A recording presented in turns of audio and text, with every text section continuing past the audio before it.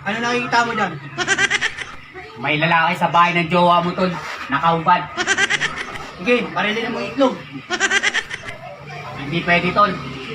Matatamaan yung bibig ng jowa mo. Aray ko. Bakit ang lungkot mo? Hindi ako masaya Bakit hindi ka masaya?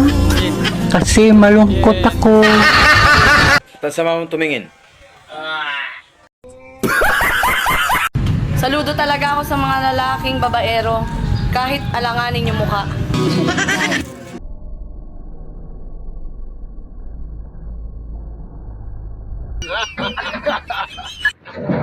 Kapag ako naging jowa mo, ano ka, siniswerte? Ako! Ayan na! Ayan na! Ayan na! Aray ko.